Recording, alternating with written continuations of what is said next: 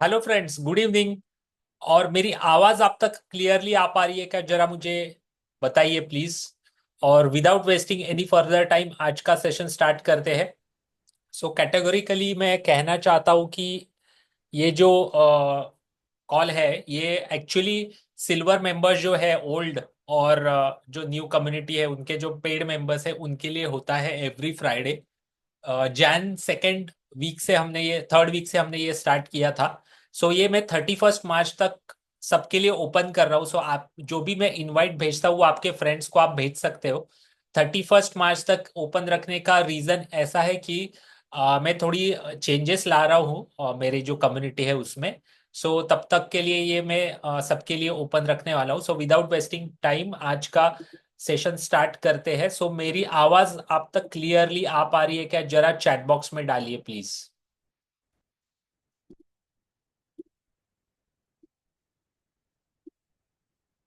Great. सो ये थोड़ा सा टेक्निकल सेशन होगा क्योंकि ये पेड कम्युनिटी मेंबर्स के लिए होता है। सो मैं ऐसा मानता हूँ कि स्लाइटली अवेयर होते हैं। जैसे जो फ्री वेबिनार्स होते हैं उसमें जैसे ऑडियंस होता है वो वाइड अलग अलग टॉपिक्स या अलग अलग बैकग्राउंड से होता है।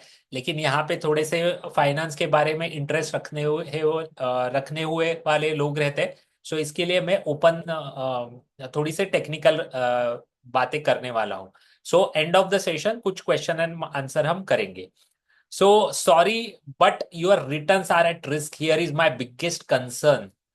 ये मैं आपको क्यों कह रहा हूं, ये आप ध्यान से सुनिए क्योंकि बहुत इंपॉर्टेंट टॉपिक है आज के जंक्चर पे। मार्केट में आप देख रहे हो स्मॉल और मिड कैप में कैसे धुलाई हो रही है। सो ध्यान से पूरे एंड तक देखिए क्योंकि काफी इंपॉर्टेंट चीजें यहाँ पे मैं डिस्कस करने वाला हूँ।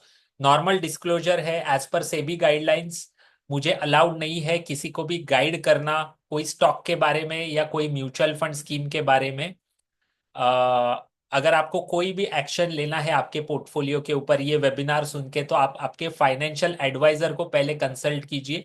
यहाँ पे जो भी मैं डेटा दिखा रहा हूँ उसमें से most of the data Shankar Naren ji का जो स्पीच हुआ था रिसेंटली जो पब्लिकली अवेलेबल है वहां से मैंने लिया हुआ है। और White Oak mutual fund, ICICI mutual fund का जो पब्लिकली डेटा अवेलेबल होता है वहां से मैंने डेटा लिया हुआ है। ये 4 पार्ट्स में वेबिनार है, 1 घंटे का अप्रोक्सीमेटली। पहले तो इंडिया के मैक्रोज देखेंगे, मतलब अच्छी बातें सबसे पहले करेंगे स्टार्ट में। उसके बाद 1 मिनट, हाँ। हाँ, उसके बाद फंडामेंटल्स के ऊपर बात करेंगे।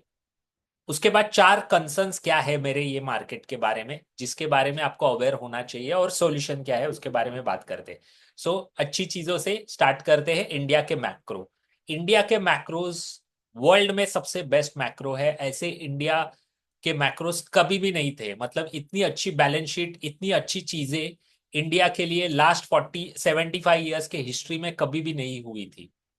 सो करंट मार्केट आप देखोगे 1 जनवरी से सेंसेक्स 2%, 2.52% नीचे, निफ्टी 2.54% नीचे, मिड और स्मॉल कैप में धुलाई हुई है। आप देख सकते हो यहाँ पे ये 12 फरवरी तक का डेटा है। इसमें अप्रोक्सीमेटली 3.5% एडअप कर लीजिए मिड और स्मॉल कैप में। सेंसेक्स निफ्टी में 1% एडअप कर लीजिए। सो इतना मार्केट नीचे आया है। एफआईआई की सेलिंग हुई है सबको पता है। अगर आप वीडियोस देखते हो मेरे यूट्यूब के तो जैसे मैंने कहा है वेरियस वीडियोस में एफआईआई सेलिंग क्यों हो रही है। सो ट्रम्प ने वहां पे 2 स्टेटमेंट्स दिए थे कि टैरिफ लगाएंगे और दूसरा है टैक्स रेट कम कर देंगे यूएस में। सो उसके वजह से यूएस का बॉन्ड यील्ड बढ़ गया। सो बॉन्ड यील्ड बढ़ा, इसका सिंपल भाषा में अर्थ ऐसा है कि वहां पे फिक्स डिपॉजिट में ज्यादा रिटर्न्स मिलने लगे 5% के आसपास। सो इंडिया में 6.5% मिल रहा है, वहां पे 5% मिल रहा है, तो क्यों कोई इंडिया जैसे कंट्री की रिस्क ले। सो यहाँ से मतलब इंडिया से ही नहीं सब इमर्जिंग कंट्रीज में से पैसा यूएस में वापस जा रहा है, डॉलर स्ट्रांग हो रहा है, रूपी डेप्रिशिएट हो रहा है। इसके वजह से ये एफआईआई सेलिंग हो रहा है। एफआईआई का पैसा टॉप 100 स्टॉक्स में होता है मैक्सिमम। सो मैक्सिमम पैसा जा रहा है टॉप 100 स्टॉक्स में से। सो इसके वजह से निफ्टी में आपको फॉल दिखा फ्रॉम सितंबर टू दिसंबर 31st। शार्प फॉल दिखा 9.5% का, लेकिन वो टाइम पे स्मॉल और मिड कैप नहीं करेक्ट हो रहे थे। 1 जनवरी से out of the blue moon small और मिड कैप्स करेक्ट होने लगे। इस सब के बीच बहुत अच्छी चीजें इंडियन इकोनॉमी और इंडिया के रिस्पेक्टिव हो रही है। सो आप देख सकते हो जनवरी 25, मतलब कर जो पिछला मंथ था, उसमें जो जीएसटी कलेक्शन था वो सेकंड हाईएस्ट है अभी तक के हिस्ट्री का, 1,96,000 करोड़ का। इसके पहले 2,10,000 करोड़ का था अप्रैल 2024 में। सो हाईएस्ट टैक्स कलेक्शन हुआ है, सेकंड हाईएस्ट। सो इकोनॉमी चलती है या मार्केट चलता है दोन चीजों के वजह से, कंपनियां प्रॉफिट करनी चाहिए और लोगों के पास पैसे होने चाहिए, इच्छा होनी चाहिए इन्वेस्ट करने की, मार्केट चलेगा। सो मार्केट चलने के लिए सबसे पहली चीज लगती है कंपनियों का प्रॉफिट बनना चाहिए। सो जीएसटी की एक्टिविटी हो रही है, मतलब सेल हो रहा है किसी ना किसी का। सो ऑटोमेटिकली प्रॉफिट बना रहे हैं, इसके वजह से सेल हो रहा है और अर्निंग्स आ रहे हैं। So GST is the best indicator की इकोनॉमी का हालत कैसा है।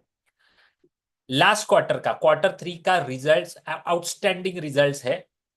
क्वार्टर ऑन क्वार्टर आप देखोगे तो सेल्स ग्रोथ हुई है 8.9% की, year on year sales growth हुई है 8% की। ये बहुत अच्छे नंबर्स कहे जाते हैं। सो अगर आपको ऐसे लगता है स्लो डाउन वगैरह है, ऑफ कोर्स जो पेस से लास्ट 4 साल में ग्रो हुई है वो पेस तो ये नहीं है, लेकिन ऐसा कोई सिनारियो नहीं है कि डूम्स एंड ग्लूम सिनारियो की मार्केट में प्रॉफिट नहीं है, कंपनियां प्रॉफिट नहीं कर रही है, ऐसा कोई इंडिकेटर एज ऑन डेट नहीं दिख रहा है। जीएसटी पहला स्लाइड दिखा है, सेकेंड स्लाइड मैंने Q3 के अर्निंग्स ग्रोथ दिखाई। सो ऐसा कोई फैक्टर दिखाई नहीं पड़ रहा है। Crude oil prices, so India का सबसे बड़ा कंसर्न क्या होता था, मतलब हमेशा 75 ईयर्स से इंडिया का प्रॉब्लम रहा है, हम क्रूड के इंपोर्टर्स रहते हैं। सो क्रूड ऑयल के प्राइसेस बढ़ते हैं, इंडियन कंपनियों की प्रॉफिटेबिलिटी कम हो जाती है, इंडियन लोगों के खर्चे बढ़ जाते हैं। सो इन्वेस्ट करने के लिए पैसा नहीं होता है, बचता नहीं है, प्लस प्रॉफिटेबिलिटी कम होती है कॉर्पोरेट्स की। सो डबल वैमी होता है जब भी क्रूड ऑयल के प्राइसेस बढ़ते हैं। सो आपने देखा होगा ये डिक्लाइन हुए हैं काफी ज्यादा, 81 से अभी 77। इंडिया का एवरेज 77 है, 77 पे बाय हो रहा है। करंटली वो 71 72 पे क्रूड ऑयल प्राइसेस आए हैं। बहुत अच्छा इंडिकेटर है कि आने वाले टाइम में कॉर्पोरेट्स के प्रॉफिट कैसे हों।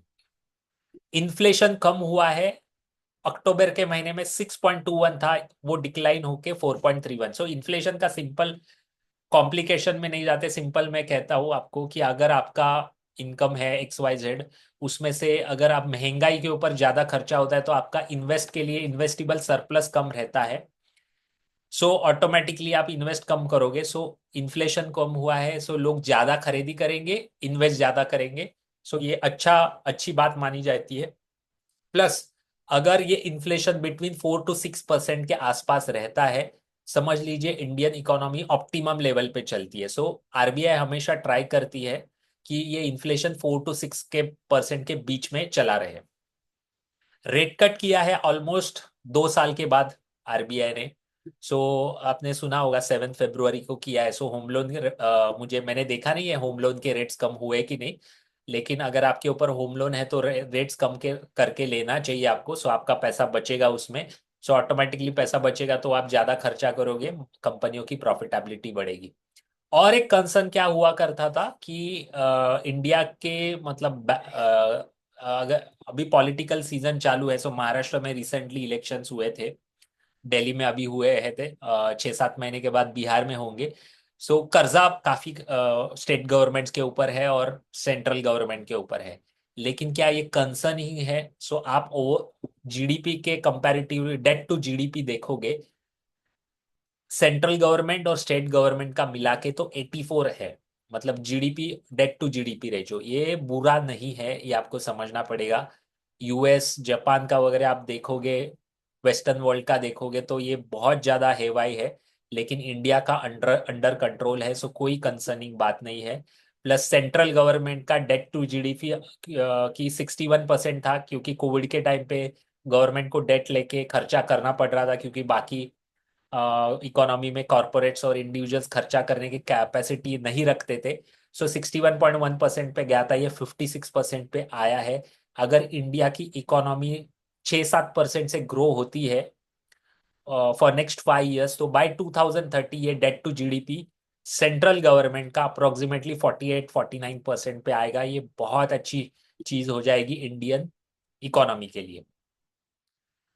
कैपेक्स ग्रोथ, बजट आया, बजट के टाइम पे मीडिया ने काफी इसके ऊपर हल्ला गुल्ला किया। रियलिटी क्या है? तो रियलिटी ये है कि भले परसेंटेज टर्म्स में गवर्नमेंट ने कैपेक्स का बजट नहीं बढ़ाया है, लेकिन रुपी टर्म्स में आप देखोगे तो लास्ट ईयर, ये करंट फाइनेंशियल ईयर में 10.2 लाख करोड़ खर्चा किया है गवर्नमेंट ने कैपेक्स ग्रोथ के ऊपर, इंफ्रास्ट्रक्चर के ऊपर, सिंपल भाषा में।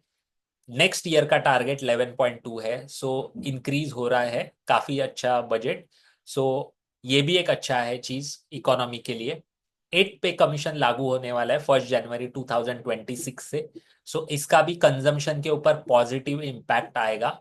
एक हिस्ट्री का मैं आपको डेटा बताता हूँ कि अक्टूबर नवंबर दिसंबर 2008, in the mids of global financial crisis, Nifty 60% down था फ्रॉम जनवरी 2008 टू सितंबर 2008। अक्टूबर 2008 में वो टाइम की गवर्नमेंट ने 6th पे कमीशन अनाउंस किया, और मारुति के आज तक के हिस्ट्री के सबसे हाईएस्ट सेल हुए हैं अक्टूबर नवंबर दिसंबर 2008 में।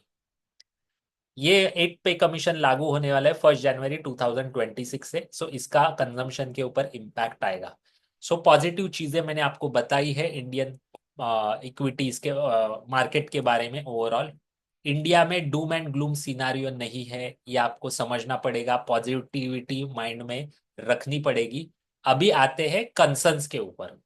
सो फंडामेंटली जब भी मार्केट में क्या होता है, तीन पार्टिसिपेंट्स होते हैं, corporates, banks and people and government. So हम तीन पार्टिसिपेंट्स के बारे में बात करते हैं, ध्यान से सुनिए। कॉर्पोरेट्स, बैंक्स एंड पीपल, मतलब आप और मेरे जैसे रिटेल पार्टिसिपेंट्स। सो अगर कोई भी कॉर्पोरेट को एक्विजिशन करना है, या धंधा बढ़ाना है, या मैन्युफैक्चरिंग कैपेसिटी बढ़ानी है, तो उनके सामने दो ऑप्शंस होते हैं। एक तो बैंक से कर्जा लो, या फिर शेयर मार्केट में आइए, आईपीओ निकालिए या क्यूआईबी निकालिए, वहां से पैसा उठाइए। सो अभी कंसर्न क्या है, सिंपल भाषा में मैंने आपको बताया, जो भी जब भी कॉर्पोरेट्स को एक्सपांशन करना होता है, क्या करते हैं, बैंक से कर्जा उठा सकते हैं। अगर बैंक से कर्जा उठाएंगे तो हर महीने का इंटरेस्ट पे करना पड़ेगा, ईएमआई पे करना पड़ेगा। सेकेंड ऑप्शन है, आपके और मेरे जैसे जो रिटेल पार्टिसिपेंट्स होते हैं मार्केट में, वहां से आप आईपीओ लाइए, एफपीओ लाइए, क्यूआईपी लाइए, वहां से पैसा रेज कीजिए। वहां पे इंटरेस्ट नहीं देना पड़ेगा, ईएमआई नहीं देना पड़ेगा, लेकिन आपके कंपनी का स्टेक चला जाएगा। सो प्रॉफिट में शेयर होल्डर्स बढ़ेंगे, आपको और मेरे जैसे। ये दो ऑप्शंस कॉर्पोरेट्स के पास होते हैं। लेकिन कंसर्न्स क्या है अभी इसके ऊपर? So my biggest concern, 2003 to 2007, mother of all bull runs in India, जहां पे सेंसेक्स 7,000 से, एक मिनट, हाँ सॉरी, 3,000 से सेंसेक्स 22,000 हुआ in the matter of 4 years approximately, mother of all bull runs. वो टाइम पे आफ्टर 2007, 2008 में मार्केट 60% 9 महीने में नीचे आया था। प्रॉब्लम क्या था? प्रॉब्लम ये था, वो टाइम पे जो एक्विजिशंस हुए थे, जैसे आपने सुना होगा टाटा ने कोरस बाय किया था, फिर टाटा ने कोई ये उसका नाम याद नहीं है मुझे, बहुत सारे टाटा ने एक्विजिशंस किए थे।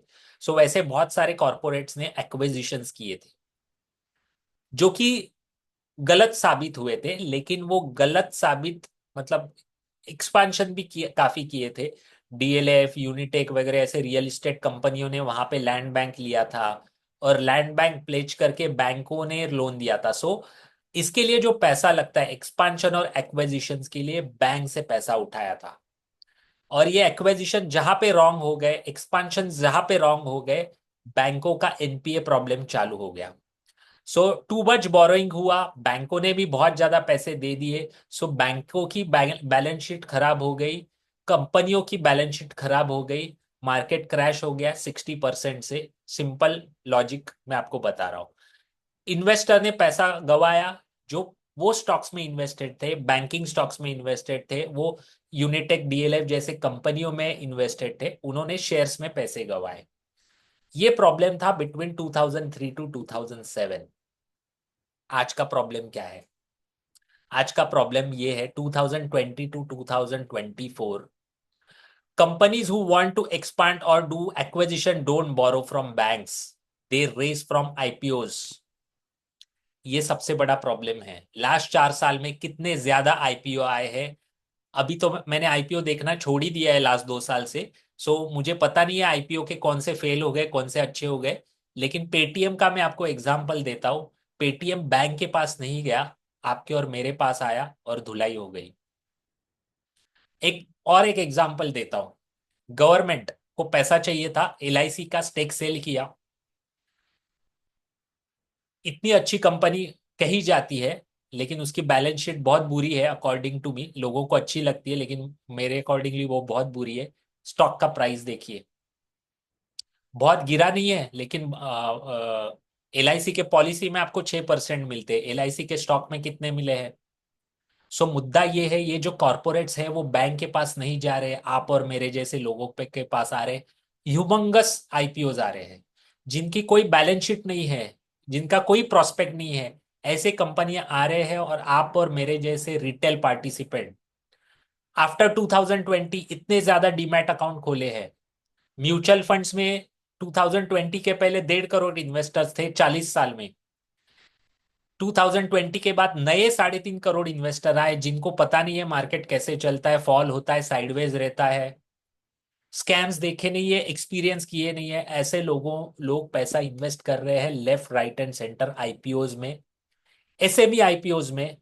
और उनको लग रहा है कि बहुत अच्छा पैसा बनने वाला है। सो ये जो टॉप ऑफ द पिरामिड है, वो बॉटम पिरामिड में जिसमें आप और हम आते हैं वहां से पैसा लेके जा रहे हैं, जिसका कोई हिसाब नहीं है। या आपको और मुझे समझना पड़ेगा। बैंकों की बैलेंस शीट देखिए, हिस्ट्री में इंडियन बैंकों की, मतलब प्राइवेट बैंक्स की मैं बोल रहा हूँ, पीएसयू की नहीं। प्राइवेट बैंक्स की बैलेंस शीट इतनी अच्छी कभी भी नहीं थी, क्योंकि बैंक्स रिस्क नहीं ले रहे हैं। बैंक ये कॉरपोरेट्स को पैसा नहीं दे रहे हैं, ये कॉरपोरेट्स आप और मेरे से पैसा उठा रहे हैं। ये जो कॉरपोरेट्स आईपीओ और क्यूआईबीज ला रहे हैं, ये मोस्ट ऑफ द आईपीओ कंपनियां स्मॉल और मिड कैप्स है। मिड कैप्स भी नहीं है, स्मॉल कैप और माइक्रो कैप है। सो ऑटोमेटिकली स्मॉल और माइक्रो कैप में रैली बनी है लास्ट 4 साल में, मिड कैप्स में रैली बनी है लास्ट 4 साल में। कंसर्न क्या है? अप्रोक्सीमेटली ये 3.5 करोड़ इन्वेस्टर्स है ना, इनको पता ही नहीं है कि मार्केट कैसे चलता है और कितना पेशेंस लगता है।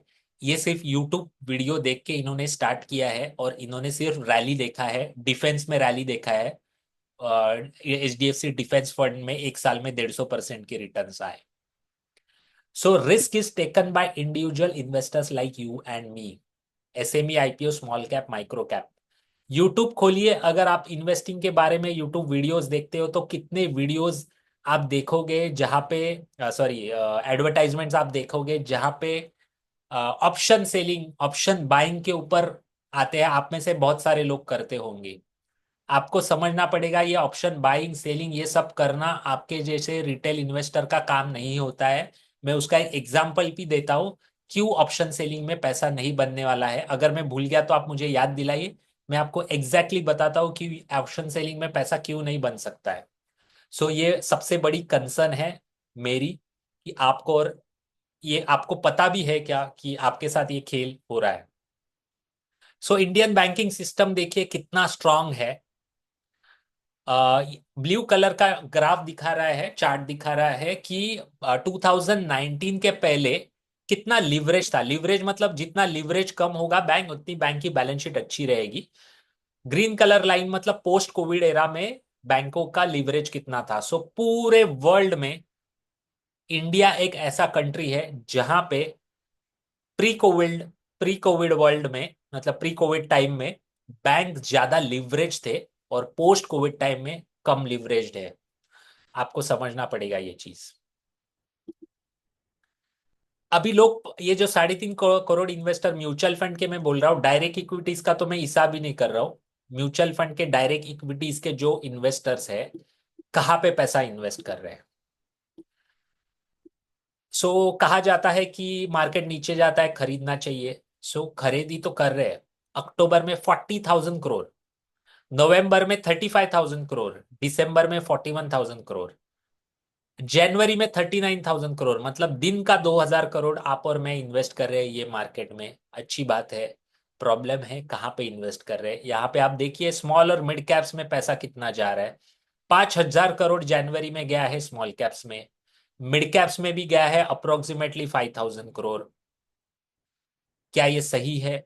स्मॉल और मिड कैप्स क्या है मैंने आपको बताया ऊपर। जो कॉरपोरेट्स बैंक से पैसा नहीं लेना चाहते क्योंकि ईएमआई नहीं भरना है, इंटरेस्ट नहीं भरना है, वो और आपके और मेरे पास आ रहे हैं। और इन अ वे हम स्मॉल कैप और मिड कैप फंड में डाल रहे हैं। वो फंड मैनेजर को कंपलसरी है कि 65% amount should be invested in small cap stocks. तो इन अ वे स्मॉल कैप्स में पैसा जा रहा है। उसके मैं वैल्यूएशंस आपको बताऊंगा। लास्ट 12 महीनों में 3,94,000 करोड़ रुपीज इन्वेस्ट हुए हैं म्यूचुअल फंड्स में। स्मॉल कैप में इसमें से 10% 20% अमाउंट मिड और स्मॉल कैप में इन्वेस्ट हुआ है। लार्ज कैप में 5% अमाउंट सिर्फ। इंडिया की टोटल मार्केट कैप में अप्रोक्सीमेटली 70% प्रॉफिट लार्ज कैप से आता है, जहां पे सिर्फ 5% पैसा जा रहा है।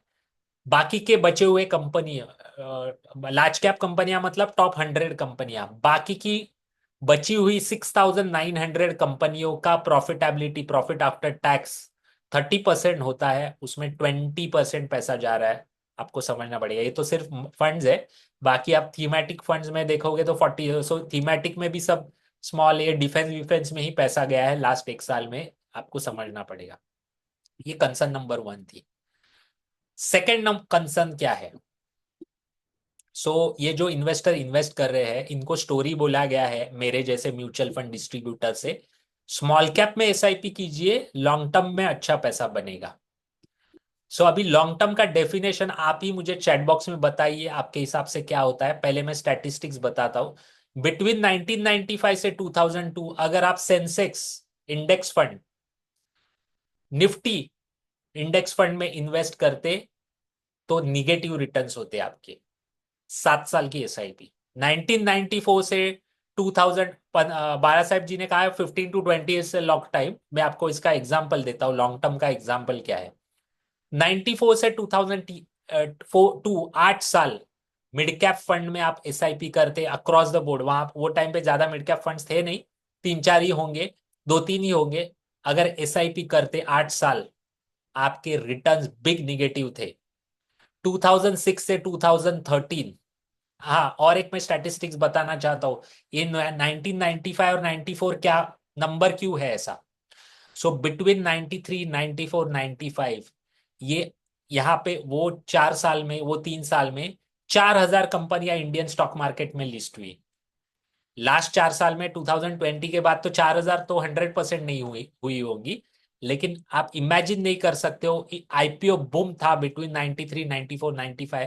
मैं छोटा था, मुझे पता है। मेरे सामने मेरे डैड फॉर्म भरते थे, वो टाइम पे फॉर्म भरना पड़ता था।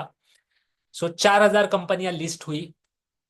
उसमें ही एक एचडीएफसी बैंक निकली, इंफोसिस निकली, कोटक महिंद्रा बैंक निकली, वो बात अलग है।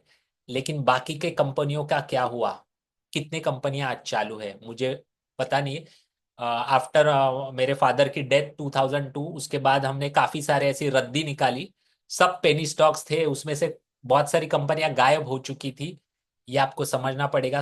आईपीओ बूम के बाद की एसआईपी के बारे में मैं बात कर रहा हूँ। 2006 से 2030 मिड कैप फंड में आप एसआईपी करते, निगेटिव रिटर्न्स बनते।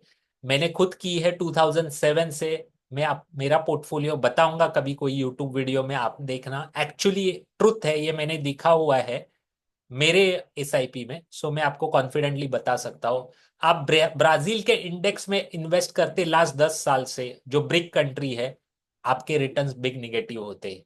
मुद्दा ये है, SIP in wrong product at wrong time are heading for a trouble. यहाँ पे बा साहब जी ने कहा 15 से 20 साल होता है लॉन्ग टर्म। इसके ऊपर आते हैं। मेरे अकॉर्डिंगली क्या एसआईपी सही है? SIP in under valued funds या under valued asset and volatile assets, SIP सही है। अगर आज आप स्मॉल एंड मिड कैप्स में एसआईपी करते हो तो अकॉर्डिंग टू मी एसआईपी सही नहीं है। क्यों? मैं आपको स्टैटिस्टिक्स वापस बताता हूँ। 26,000 करोड़ की एसआईपी बुक है करंटली, लेकिन ये जा कहाँ रहा है? जा रहा है मिड और स्मॉल कैप्स में। यहाँ पे आप देख सकते हो 2013 से लेके जनवरी 2025 का ये लार्ज कैप मतलब टॉप 100 स्टॉक का ओवरऑल मार्केट कैप में वेटेज कितना परसेंट है, मिड कैप का ओवरऑल मार्केट कैप में कितना परसेंट है, स्मॉल कैप का कितना परसेंट है, ये ग्राफ है, माउस पॉइंटर आप देख सकते हो। सो 2000 दिसंबर 13 से जनवरी 25 तक आप लार्ज कैप का एवरेज निकालोगे तो ये 70% के पास आएगा। 70% टॉप 100 स्टॉक का मार्केट कैप होता है ओवरऑल इंडियन मार्केट कैप के। करंटली आफ्टर बिग फॉल ये 60% पे आया है, 10% से। मतलब आप एक्चुअली देखोगे तो एवरेज से 11% डिस्काउंट पे चल रहे हैं according to market cap top 100 stocks. Mid cap और small cap, mid cap 13% premium पे चल रहे हैं एवरेज से, और स्मॉल कैप्स 35% प्रीमियम पे चल रहे हैं एवरेज से। सो आप हमेशा इन्वेस्टिंग और इकोनॉमिक्स का रूल ध्यान में रखिए, जो ऊपर जाएगा वो नीचे आने वाला है, जो नीचे जाएगा वो ऊपर आने वाला है। ये सिंपल रूल है, ये कोई मैंने बनाया हुआ नहीं, ये हिस्ट्री कहता है। वापिस ही आपको ग्राफ दिखाता हूँ। स्मॉल एंड मिड कैप्स का ओवरऑल वेटेज है मार्केट कैप के हिसाब से 39%। लास्ट 5 ईयर की ट्रेंड है 35। प्रीमियम पे ट्रेड कर रहे हैं स्मॉल एंड मिड कैप्स। आप बोलोगे तो ये तो मार्केट कैप है। पी देखते हैं। स्मॉल एंड मिड कैप का मीडियन पी मतलब मीडियन पी 43 है, जो कि एग्जॉर्बिटेंट मतलब सिंपल लैंग्वेज में आप अगर स्मॉल एंड मिड कैप में डालते हो, मीडियन पी पे इन्वेस्ट करते हो, तो आपका पैसा रिकवर होने के लिए 43 साल लगने वाले हैं। आपका होराइजन तो लॉन्ग टर्म 15 से 20 साल का है, तो 43 ईयर के लिए पैसा क्यों आप डाल रहे हो, ये मेरा पहला क्वेश्चन है। Profit after tax contribution of small and mid caps overall market cap के 30 पे होता है approximately. Currently profit after tax और जो मार्केट कैप है उसका भी कोई कोरिलेशन बैठ नहीं रहा है स्मॉल और मिड कैप में। Momentum has shifted from small and mid caps. मैं आपको दिखाना चाहता हूं कैसे मोमेंटम शिफ्ट हुआ है, पीछे लेके जाता हूं आपको वापस। पहले स्लाइड पे लेके जाना पड़ेगा, सॉरी, एक्चुअली ये डालना चाहिए था, यस ये। 1 जनवरी 2025 से सेंसेक्स मतलब टॉप 50 स्टॉक सेंसेक्स निफ्टी 3% गिरे हैं। ये एक्चुअली 12 फरवरी का डेटा है, 3% के अप्रोक्सीमेट गिरे हैं। स्मॉल एंड मिड कैप्स इसमें 3-3% एडअप कर दीजिए, 17 से 15-16% मिड कैप गिरा है, स्मॉल कैप 17-18% गया है। तो क्लियर कट मोमेंटम शिफ्ट हो रहा है लार्ज कैप के टूवर्ड्स। ये एक इंडिकेटर है कि स्मॉल एंड मिड कैप से मोमेंटम चला जाके लार्ज कैप में आ रहा है। आपको ये समझना पड़ेगा। ये फैक्टर्स मैं बता रहा हूँ। निफ्टी एक्चुअली जो टॉप बनाया था सितंबर से, वहां से 12.74% माइनस है। बीएससी मिड कैप 20% माइनस है, बीएससी स्मॉल कैप 21% माइनस है। अभी हुआ क्या है, ये जो मैंने आपको स्टैटिस्टिक्स दिखाई है, 3.5 करोड़ नए इन्वेस्टर्स आए, वो स्मॉलर मिड कैप में एसआईपी चलाते हैं, ह्यूमंगस पैसा डालते हैं, डिफेंस स्टॉक्स में डालते हैं, आईपीओ में डालते हैं। पैसा कहाँ से ला रहे हैं? मोस्ट ऑफ द ये जो पैसा है ना, ये लिवरेज का पैसा है, लिवरेज का, उधार का पैसा है। जब भी मार्केट में ट्रबल आता है सबसे पहले ये भागेंगे लोग, जो लिवरेज वाले लोग हैं ना, इनको भागना पड़ेगा। नहीं तो जो लेंडर है वो उनके रात को 12 बजे उनके घर की बेल दबाएगा। ये लोग सबसे पहले भागेंगे। भागेंगे तो क्या होता है, मैं आपको आने वाली स्लाइड्स में बताता हूँ। जैसे ही ये स्मॉलर मिड कैप ऊपर जा रहे थे, ये एक स्लाइड है, सिंपल स्लाइड है, जो भी कोई असेट क्लास ऊपर जा रहा है उसमें अगर आप एसआईपी चलाओगे आपके रिटर्न्स कम बनेंगे। लेफ्ट हैंड साइड पे आप देखिए, आपने जनवरी से दिसंबर तक एसआईपी चलाया, हर महीना असेट की प्राइस 2% बढ़ना चालू हो गई। ये रील से मैंने डेटा लिया है। कीर्तन शाह करके सीएफपी है, काफी रेनाउंड है, मैं बहुत रिस्पेक्ट करता हूँ उनकी। उनके रील से मैंने लिया हुआ डेटा है। 2% अगर असेट क्लास बढ़ता है और उसमें आप एसआईपी चलाते हो, एक्चुअली वो असेट ने नेक्स्ट 5 साल में 12% के एवरेज रिटर्न दिए, लेकिन आपके एसआईपी सिर्फ 10% बनाएगी, क्योंकि आपने इंक्रीजिंग असेट क्लास में एसआईपी चलाई है। अगर डिक्लाइनिंग और वैल्यूएशन वाले असेट क्लास में, जो असेट क्लास डिक्लाइन हो रहा था, उसमें आप एसआईपी चलाते तो एवरी मंथ आपके यूनिट यूनिट ज्यादा कलेक्ट होते। ऐसे असेट क्लास ने अगर 12% के नेक्स्ट 5 साल में रिटर्न दिए होते तो आपका एसआईपी एक्चुअली 16% का रिटर्न देता। ये आपको समझना पड़ेगा, राइट असेट क्लास में एसआईपी करना चाहिए, अंडर वैल्यूड असेट क्लास में। सो अभी बाला साहेब जी ने कहा 15-20 साल का लॉन्ग टर्म का होराइजन है। एक स्कीम है, इसका आप नाम बताइए, नाम गेस कीजिए। इंसेप्शन हुआ था 16 अगस्त 2004, आज का फ्रेश डेटा है। यहाँ पे आप देख सकते हो लास्ट 21 साल के सिंस इंसेप्शन नंबर वन, 10 साल नंबर 4 पे, लास्ट 5 साल के लिए number one according to return, last 3 साल से 2, 7, 1, अभी लास्ट 1 वीक से ये नंबर वन पे है अकॉर्डिंग टू रिटर्न्स। सो ये स्कीम का नाम गेस कीजिए, चैट बॉक्स में डालिए प्लीज। माइक ऑन करके भी बता सकते हैं। ये स्कीम का नाम गेस कीजिए, mutual fund scheme, latest data है एकदम।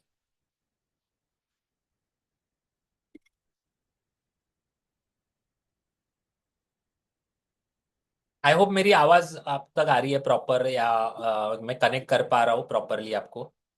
सो ये स्कीम का नाम बताइए, माइक ऑन करके भी बता सकते हो। बहुत प्रॉपर। इंटरेस्टिंग आपको मैं फैक्ट बताता हूँ। लार्ज कैप फंड है, ऐसा सुरेश जी ने कहा है। नहीं, ये कोई सेक्टर थीम नहीं है, वो टाइम पे सेक्टर फंड कहाँ पे थे, 2004 से इंसेप्शन हुआ है। बहुत रिनाउंड स्कीम है, लेकिन इसमें कोई प्रॉपर। इन्वेस्ट नहीं करता होगा, मैं गारंटी से कहता हूँ। यहाँ पे 17 लोग देख रहे हैं, उसमें उनके से उनमें से एक भी इन्वेस्टर के पोर्टफोलियो में ये स्कीम नहीं होगा। थीमेटिक नहीं। ये आईसीआईसीआई का वैल्यू डिस्कवरी फंड है, बहुत अच्छा फंड है। पब्लिकली आईसीआईसीआई के सीईओ ने कहा है, मतलब शंकर नरेन जी ने, एक भी ऐसा इन्वेस्टर नहीं है जिसने 2004 से आज तक इन्वेस्टेड है, ऐसा एक भी इन्वेस्टर नहीं है।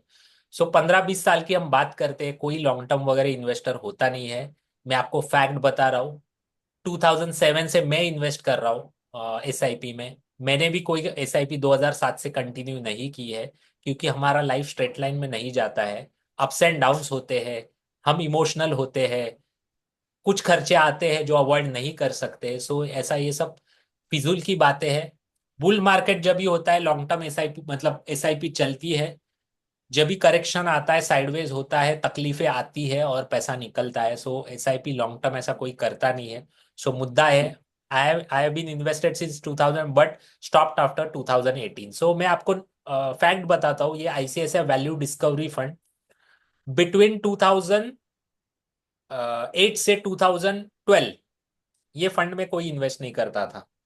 2012 से स्टार्ट किया, 2017-18 से 2020-21 तक ये स्कीम में कोई इन्वेस्ट नहीं करता था। ये फैक्ट है, डेटा है, मैंने नहीं कहा है, सीआईओ आईसीआईसीआई के कहा है। सो ऐसे ही मार्केट बिहेव करता है। एक स्लाइड में डालना भूल गया, दिसंबर के महीने में जितने नए एसआईपी स्टार्ट हुए उसका 82% एसआईपी बंद हुए हैं, क्योंकि मार्केट नीचे आया है।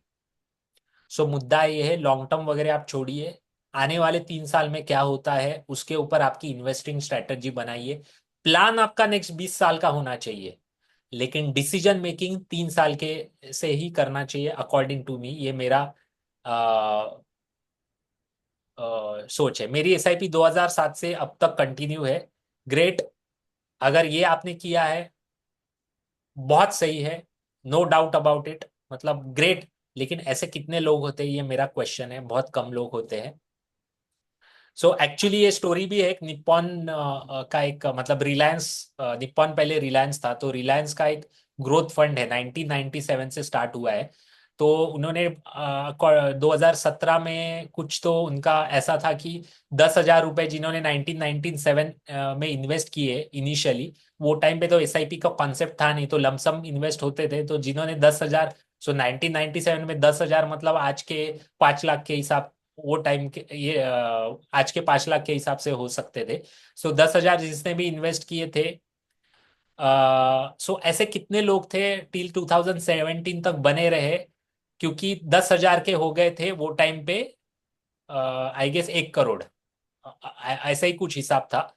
So actually Reliance mutual fund ने देखा एक्चुअली ऐसे कितने लोग हैं। सो 26 लोगों के स्टेटमेंट में वैसा मिला कि 10,000 इन्वेस्ट किए 1997 में, 2017 तक 1 करोड़ एक्चुअली स्टेटमेंट में है। सो उनको जाके वो मतलब कम्युनिकेट किया उन्होंने।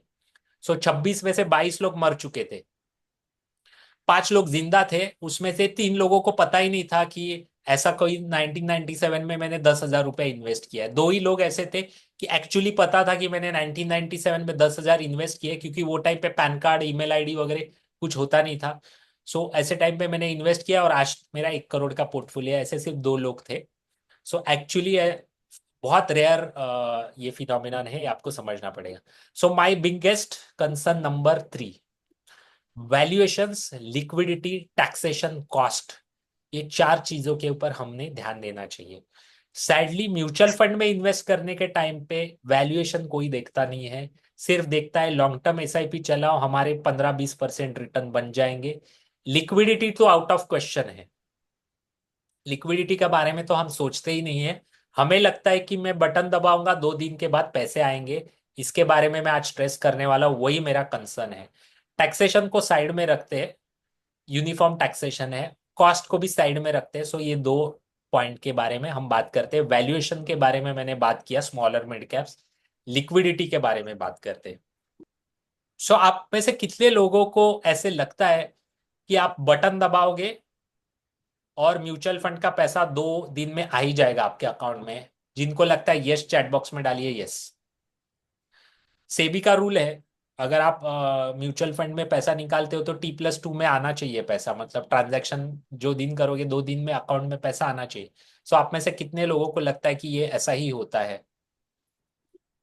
यस, प्रवीण जी ने कहा yes. Got it after 4 days last month. वो तो बीच में छुट्टी आई होगी, सैटरडे संडे, नहीं तो आज तक सबको आया है T+2 में। स्मॉल कैप इज क्वेश्चनेबल, सुयश जी ने कहा है, करेक्ट।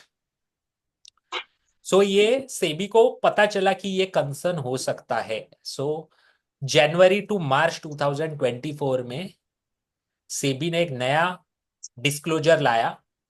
4 दिन लगे आपको, लेकिन 4 दिन में 2 बैंक हॉलीडेज रहेंगे या सैटरडे संडे होंगे। सो अभी तक तो सबको मिल रहा है T+2 में।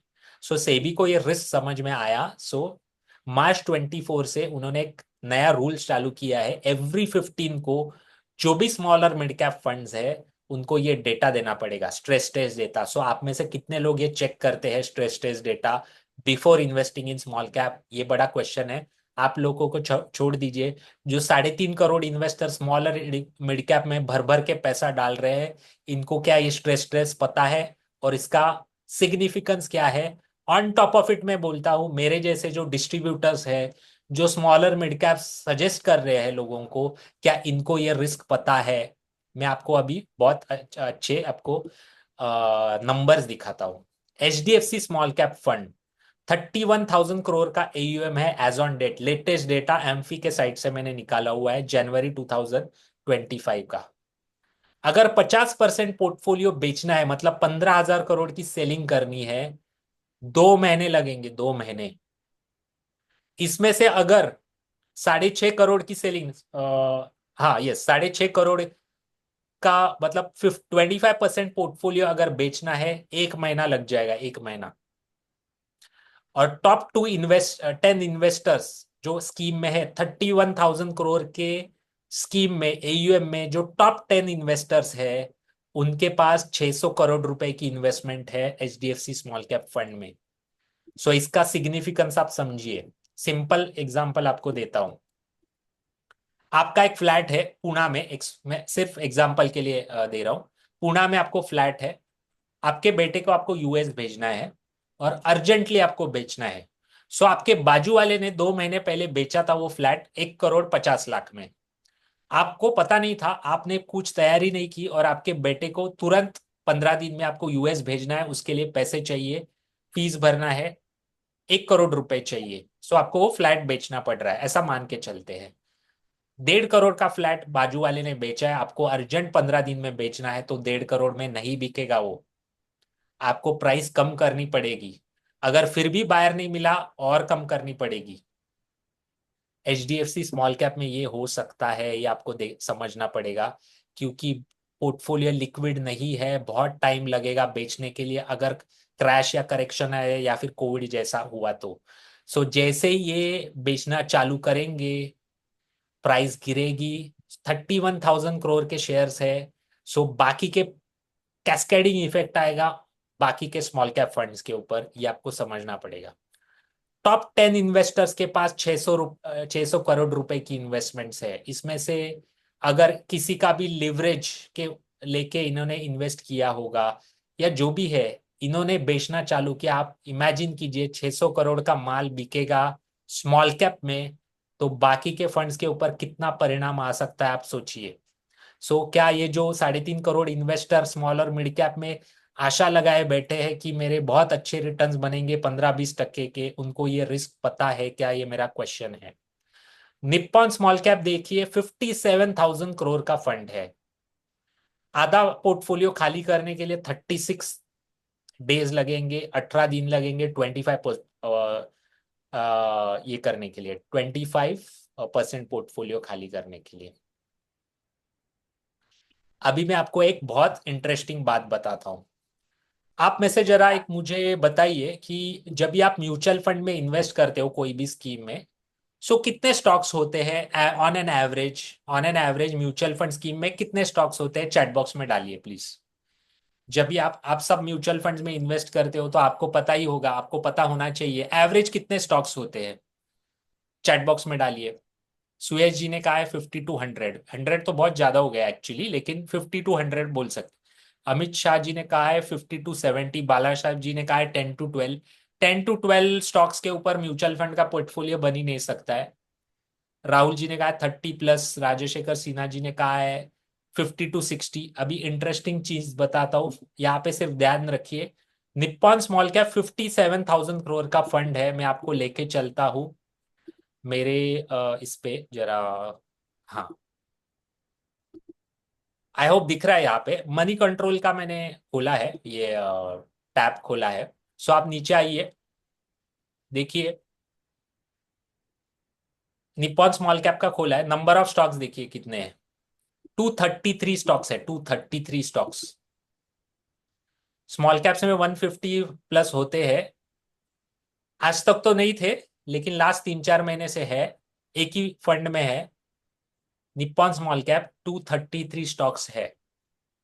सो जो लोग भी आस लगाए बैठे हैं small cap, Nippon small cap के इन्वेस्टर्स, थोड़ा सा आपने इकोनॉमिक्स का स्टडी किया होगा तो आपको पता होगा, अगर आपको सबसे ऑप्टिमम रिटर्न्स चाहिए तो आपका पोर्टफोलियो होना चाहिए 25 के आसपास, 25 स्टॉक्स होने चाहिए। एक थियरी है। निप्पॉन स्मॉल कैप में 230 स्टॉक्स है, 233 स्टॉक्स। अगर यहां से रैली आती है, मान मान के चलते रैली आएगी यहां से, स्मॉल कैप्स में 10% की रैली आएगी, उसका एनएवी कितना बढ़ सकता है? कुछ भी नहीं बढ़ेगा, क्योंकि इतना ज्यादा ओवर डाइवर्सिफिकेशन है। वो डाइवर्सिफिकेशन क्यों रखना पड़ रहा है फंड मैनेजर की, मैनेजर को, ये समझिए। क्योंकि फंड मैनेजर को पता है अगर क्रैश आएगा, लिक्विडिटी क्राइसिस आएगा, 2 दिन में पैसा देना है, तो स्टॉक माल बिकना चाहिए। सो बेचने के लिए 35% का जो लीवे दिया है उसमें सर सिर्फ लार्ज कैप भर के रखे हैं।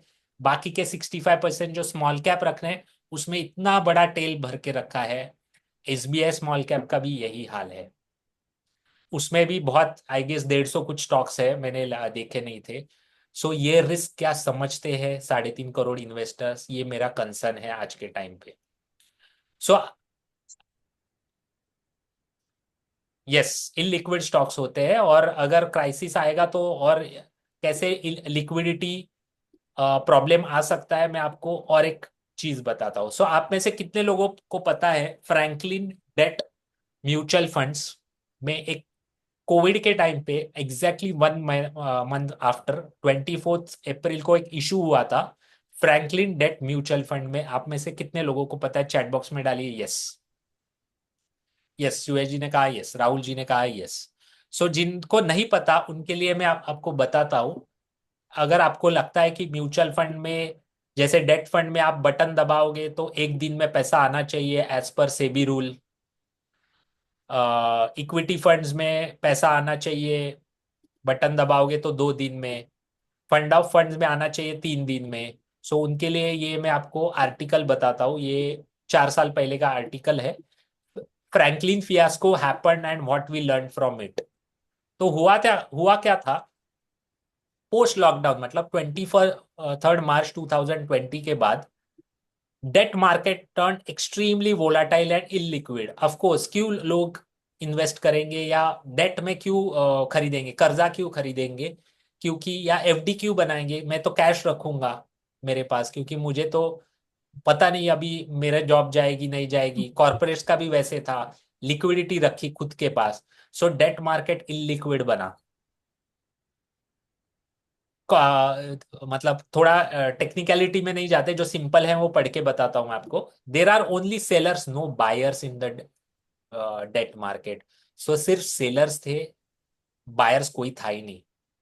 एफपीआई मतलब फॉरेन इंस्टीट्यूशंस ने pulling out of debt and equity market aggravated the situation. Equity और डेट में से पैसा निकाला एफआईआईज ने। एडवांस टैक्स भरना था कॉर्पोरेट्स को, साल खत्म हुआ था फाइनेंशियल ईयर। उसके वजह से जो कॉर्पोरेट डेट मार्केट में रखते हैं डेट क्या म्यूचुअल, हुई है वो? उन्होंने पैसा निकालना स्टार्ट किया। रिटेल हाँ। बोरोवर्स को 3 महीने का मोराटोरियम था, लेकिन एनबीएफसी के लिए ये रूल लागू नहीं था। सो एनबीएफसी के ऊपर प्रेशर आ गया पैसे के लिए। सो वीकर एनबीएफसी थी जिनके पास लिक्विडिटी नहीं थी, मैन्युफैक्चरिंग कंपनियां थी उन्होंने भी रिडेम्पशंस करने चालू किए। इकोनॉमी एक्टिविटी स्टैंड स्टिल थे। रेटिंग एजेंसी के हाथ बंधे हुए हम्म। थे, उनको रेटिंग कम करनी पड़ी। जैसे रेटिंग कम करनी पड़ी, एनएवी ड्रॉप हो गए। Post opening up there was a no certainty of how many companies will be downgraded, मतलब डाउनग्रेड हुआ तो एनएवी और गिरेगा, इंटरेस्ट रेट बढ़ेगा, डिले और defaults of the borrowing. So क्या हुआ, अगर फंड हाउस के पास 5,000 करोड़ की स्कीम है, उसमें से 10% का रिडेम्पशन आया, तो 500 करोड़ रुपए देने हैं एक दिन में। 28,000 करोड़ की स्कीम है, 10% का रिडेम्पशन आया, 2,800 करोड़ रुपए देने हैं। अगर सेलर नहीं है मार्केट में, तो ये कंपनियां देंगी कहां से। So Franklin mutual fund, debt mutual fund के 6 फंड्स में रिडेम्पशन स्टॉप कर दिया गया था, क्योंकि पैसा नहीं था फ्रैंकलिन म्यूचुअल फंड के पास। और अगर सेलिंग करने के लिए खड़े रहते मार्केट में, तो क्या हो सकता था, डेट मार्केट में बहुत बड़ी क्राइसिस हो सकती थी, क्योंकि 2,800 करोड़ की माल बिकने के लिए है और कोई सेलर नहीं है, बायर नहीं है। सो आप समझिए ये प्रॉब्लम हो सकता था, इसलिए रिडेम्पशन स्टॉप कर दिया गया। सो क्या आपको ये स्मॉल कैप में तकलीफ नहीं दिखता है? मुझे तो दिखता है। सो मुद्दा ये है कि नहीं है वो साइड में रखिए। जो इन्वेस्टर आस आस लगाए बैठे हैं कि 15-20 साल में एसआईपी करूंगा, क्या उनको ये रिस्क पता है? ये मेरा क्वेश्चन है। सो इसके ऊपर सॉल्यूशन क्या है? बैंकिंग थीम, बैंकों की बैलेंस शीट बहुत अच्छी है, ऑल टाइम हाई पे, लो पे है। बैंकिंग का जो वैल्यूएशन है, वहां पे आप छुप सकते हो, आपका पैसा इन्वेस्ट कर सकते हो। क्या आपके पोर्टफोलियो में उतना बैंकिंग थीम के ऊपर इन्वेस्टेड है? आप इन्वेस्टेड हो? आपको पूछना पड़ेगा खुद को। अगर आप ये सोचते हो by 2030 India will be 10 trillion economy, आज 3.7 ट्रिलियन है, 3.7 से और 10 ट्रिलियन नेक्स्ट 5-6 साल में, मतलब अप्रोक्सीमेटली 7.5% की जीडीपी ग्रोथ रेट, अप्रोक्सीमेटली 12-13% की नॉमिनल जीडीपी ग्रोथ रेट। अगर नॉमिनल जीडीपी ग्रोथ रेट 13% की है, तो बैंकिंग सिस्टम ग्रो होनी चाहिए 15% से। अगर बैंकिंग आज बॉटम पे है, फाइनेंशियल सा बॉटम पे है, और 15% से ग्रो हो सकते हैं, इसके ऊपर आपका बिलीफ है, तो आप स्मॉल और मिड कैप से बेटर ये क्यों थीम नहीं चूज करते, ये क्वेश्चन आपको पूछना पड़ेगा। क्वालिटी स्टाइल ऑफ इन्वेस्टिंग ये चलेगा आने वाले 5 साल में। लास्ट 4 साल में वैल्यू स्टाइल पे बहुत अच्छा रिटर्न्स बने हैं। उसका रीजन है, गवर्नमेंट ने कैपेक्स ग्रोथ की, तो डिफेंस स्टॉक्स चले, पीएसयू स्टॉक्स चले, ये सब स्टोरी चली। इंडिया ये country value style of investing के लिए नहीं है, क्वालिटी स्टाइल ऑफ इन्वेस्टिंग के लिए, उसके इकोनॉमिकल रीजंस है, इसके बाद वो चलेंगे। सो वैल्यू स्टाइल चली, गवर्नमेंट ने कैपेक्स ग्रोथ की, और बीजेपी सेंटर में 303 से 240 पे आई। सिंपल मैं आपको बताता हूँ। सो उन्होंने स्ट्रेटजी चेंज किया। जून के बाद उन्होंने वही किया जो प्रीवियस गवर्नमेंट्स करती थी, और खुद की गवर्नमेंट 2019 तक जो करती थी वही उन्होंने किया। वापिस स्टेट्स में जीतना चालू कर दिए। कंजम्पशन स्टोरी चलेगा, बैंकिंग स्टोरी चलेगा। कंजम्पशन और बैंकिंग में क्वालिटी स्टाइल कंपनियां बहुत ज्यादा है। असेट अलोकेशन, ये 3.5 करोड़ लोग नहीं जानते। असेट अलोकेशन ही आपको रिटर्न्स दे सकता है। आज मार्केट नीचे आ रहा है, मैं बहुत खुश हूँ, क्योंकि मेरे बहुत सारे इन्वेस्टर्स का डेट में पैसा पड़ा हुआ था लास्ट 4 साल से। वो मेरे पीछे पड़े हुए थे, पूरा रैली मिस आउट हो गया, लेकिन मैं उनको कैसे करके रुका रहा था। आज हम बहुत हैप्पी है, क्योंकि ये डेट का पैसा हम सस्ते वाले 80 में खरीद सकते हैं 100 रुपए की चीज। डेट म्यूचुअल फंड को इग्नोर मत कीजिए, क्योंकि debt is the most ignored asset class in last 4 years.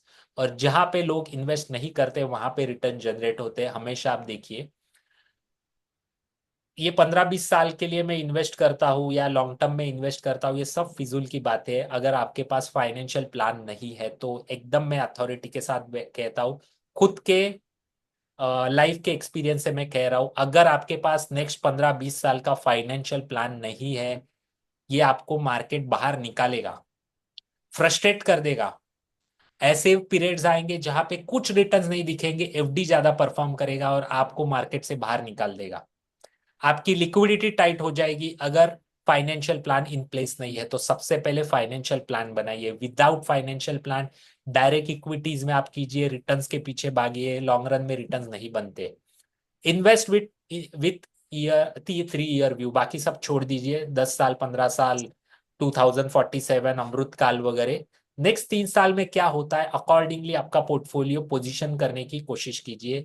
और long term we all are dead, एक बहुत रेनाउंड व्यक्ति का एक कोट है, long term we all are dead, create cash flow. Mutual fund में लॉन्ग टर्म इन्वेस्ट करके मैं करोड़पति बनना चाहता हूँ। 15 साल एसआईपी, 15,000 की एसआईपी, 15 साल 15% के रिटर्न, 1 करोड़ का पोर्टफोलियो, ये सिर्फ यूट्यूब वीडियोस पे और थियोरटिकली होता है।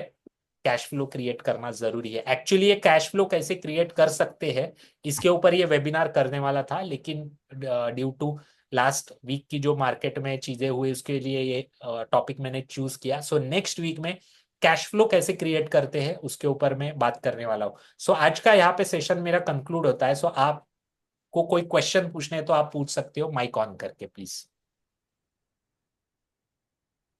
आज का सेशन आपको कैसे लगा? वैल्यूएबल लगा है तो चैट बॉक्स में डालिए वैल्यूएबल प्लीज।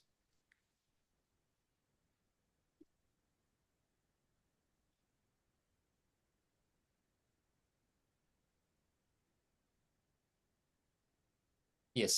सो कुछ क्वेश्चंस है तो आप पूछ सकते हो, माइक ऑन करके। और आप सबको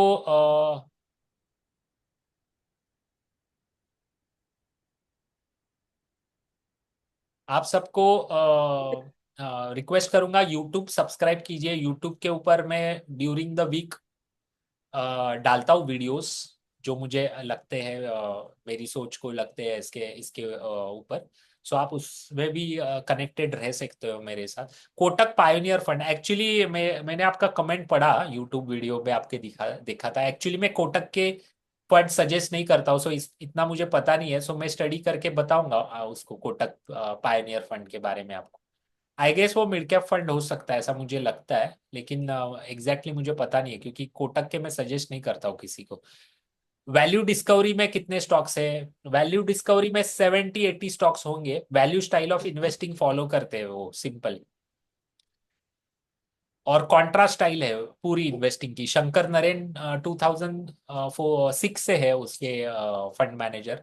बहुत ब्यूटीफुल फंड है, लेकिन आने वाले 2-3 साल में वो अच्छा करेगा ऐसा मेरा व्यू नहीं है। अगर आपको फ्रेश स्टार्ट करना है तो at this point of time में वैल्यू डिस्कवरी नहीं सजेस्ट करूंगा। म्यूचुअल फंड पोर्टफोलियो कैसे बनाए, ये बहुत स्पेसिफिक क्वेश्चन है एक्चुअली। अगर आपको रियली इंटरेस्ट है तो व्हाट्सएप पे पिंग कीजिए, पर्सनली मैं गाइड कर सकता हूँ। 31 मार्च के लिए एक्चुअली मैंने ओपन क्यों किया है, क्योंकि आफ्टर 31 मार्च में मेरी कम्युनिटी थोड़ी चेंज कर रहा हूँ। और लास्ट 3-4 साल के एक्सपीरियंस से मुझे क्या समझ में आ रहा है कि लोग क्या है, रिटर्न्स के पीछे भागते हैं और थोड़ा सा करेक्शन वगैरह आया ना तो फ्रस्ट्रेट हो जाते हैं। सो बेसिकली फाइनेंशियल प्लान बनाना जरूरी है। सो इसके बाद मेरा पिच मेरी कम्युनिटी में यही होगा कि पहले फाइनेंशियल प्लान की बात कीजिए, उसके बाद इन्वेस्टिंग की बात करते हैं। सो इसके लिए थोड़ा मैं टाइम ले रहा हूँ, मेरा सॉफ्टवेयर वगैरह बन रहा है उसके लिए, वो सॉफ्टवेयर लाइव हो जाएगा फाइनेंशियल प्लानिंग का, तो मैं वापस इसको क्लोज कर दूंगा। सो म्यूचुअल फंड पोर्टफोलियो कैसे बना, ये बहुत यस, अभी ऐप चेंज कर रहा हूँ। यस यस, अभी आपको उसमें डिफरेंस दिखेगा, इजी पड़ेगा आपको आने वाले टाइम में। 31 मार्च का टारगेट है जिसमें ऐप और वेबसाइट बनेगी। सो बहुत इजी रहेगी, मतलब आप जो जीरोदा या वो वैसे ऐप्स यूज करते हो वैसे ही ऐप रहेंगे उसमें। यस। सो आई गेस यहाँ पे कंक्लूड करते हैं, नेक्स्ट वीक का आप अटेंड कीजिए जिसमें कैश फ्लो कैसे बनाते हैं उसके ऊपर बात करेंगे। न्यू इनोवेटिव प्रोडक्ट है, P2P का ही है। सो P2P के बारे में मैं बहुत पॉजिटिव हूँ। सो उसके बारे में हम बात करेंगे, और जो भी मैं इनवाइट भेजता हूँ वो आप आपके फ्रेंड्स के साथ शेयर कीजिए, क्योंकि 31 मार्च तक ये इनर सर्कल कॉल सबके लिए फ्री होगा। So thank you very much, आज का सेशन यहाँ पे कंक्लूड करते हैं। थैंक यू वेरी मच, आपने पेशेंटली मेरा ये सेशन सुना, और आई आई होप ये वैल्यूएबल रहेगा आपके इन्वेस्टिंग जर्नी के लिए। Thank you, thank you.